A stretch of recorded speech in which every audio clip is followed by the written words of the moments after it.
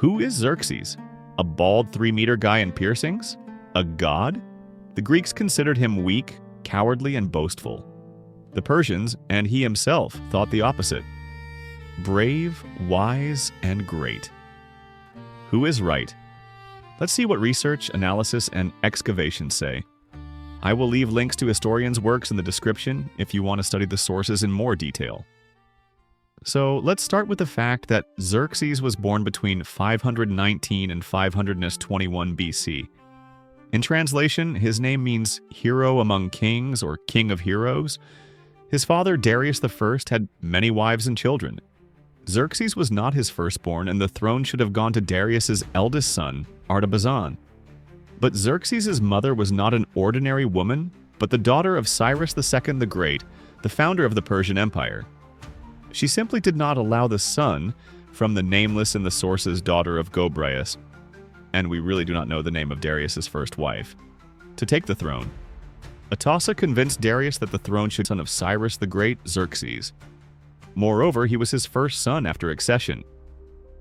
There is very little information about Xerxes' childhood.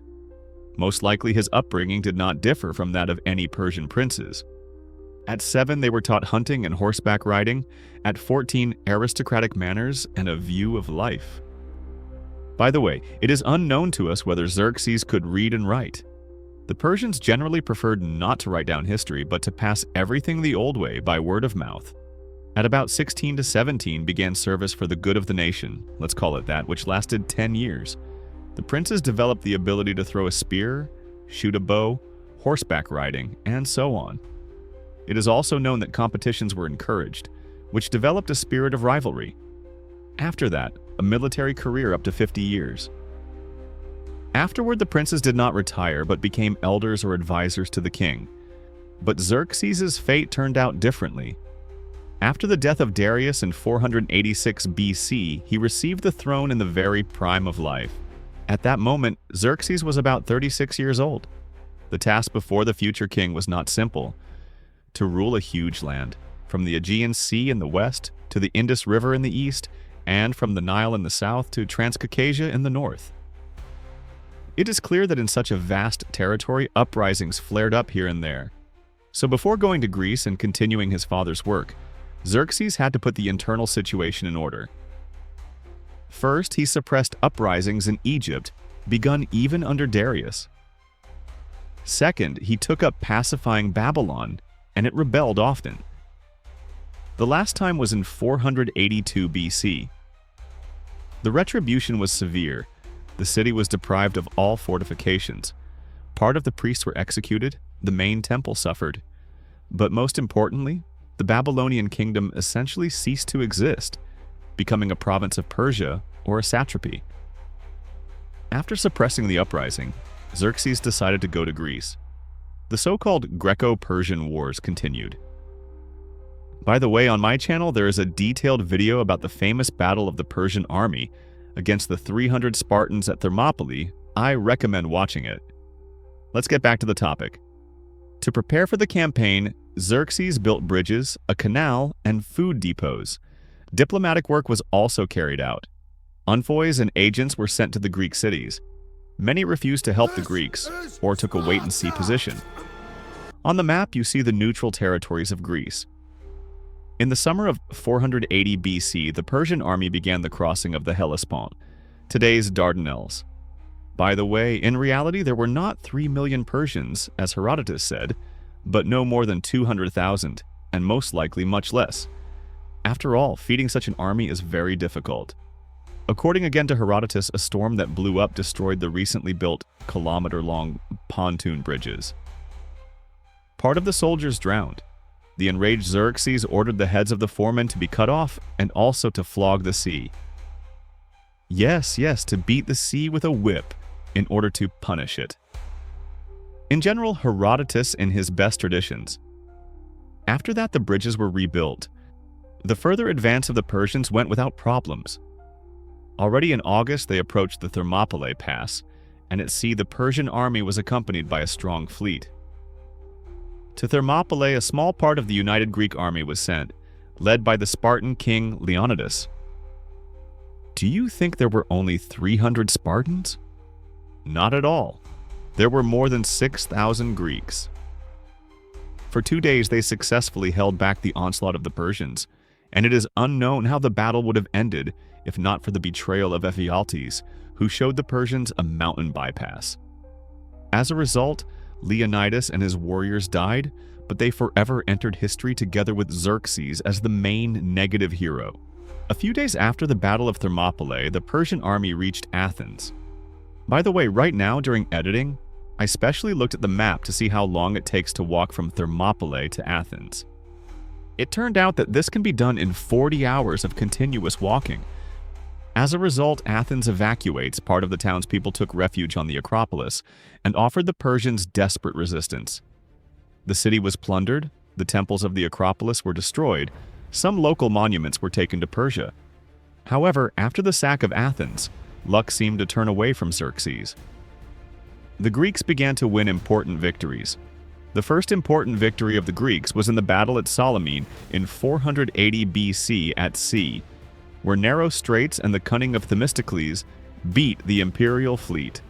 The next large victory of the Greeks occurred a year later in the Battle of Plataea in 479 BC. In connection with these major routs, Xerxes despaired, and his dream of conquering Greece thus remained unfulfilled. Returning to his empire, Xerxes decided to give himself over to carnal passions. As Herodotus wrote, first he fell in love with the wife of his brother Mecisteus, but could not persuade her to adultery. Then he decided to become related to her and forced his son Darius to take as wife the 16-year-old daughter of Mecisteus, Artantha. The girl was good-looking, so Xerxes' son gladly agreed. But Xerxes himself later also liked her. He lost all interest in her mother and switched to the young beauty. She turned out to be an agreeable girl and reciprocated Xerxes. The king's wife, having learned about the affair, flew into a rage and decided that the fault lay with Artantha's mother, the wife of Xerxes' brother, Mecisteus. On Xerxes' birthday, she asked to be given the wife of Mecisteus. On this day, the king could be asked for anything, and he could not refuse. They dealt with the poor woman very cruelly. They cut off her nose, ears, tongue, and breasts. Needless to say, she did not survive. Mecisteus did not forgive his brother for his wife's death and tried to raise a revolt in his satrapy Bactria, but he did not even manage to reach it from Susa. He was killed by Xerxes' soldiers along with all his sons who accompanied him. Xerxes planned to immortalize his name in history not only with military victories. He took up construction. First, he completed Darius's luxurious Apodana, and then began creating his own magnificent palace. All these projects required considerable expenses. There was famine in the country, and taxes and the price of grain kept rising. Here and there, uprisings began to flare up. It is obvious that Xerxes' position was becoming more and more shaky. The chief of his guard, Artabanus, decided to take advantage of this. He was the initiator of a conspiracy against Xerxes, drawing the ruler's younger son Artaxerxes into it. He very much wanted to get the throne, but by law it was supposed to pass to the elder son Darius after his father's death. Then it was decided to kill Xerxes. A palace eunuch, Aspametres, helped in this conspiracy. Under the cover of night, he led them into the king's chambers. In 465 BC, Xerxes was stabbed to death in his own bed. After that, Artaxerxes kills his elder brother Darius, and in the end, in 465 BC, ascends the throne and rules for 41 years, right up to 424 BC. During his reign, the long-awaited Peace of Callias was concluded. That is, an agreement between Persia and Athens to stop fighting over lands. But that is already another story, so let's return to Xerxes. I repeat that he died in August 465 BC.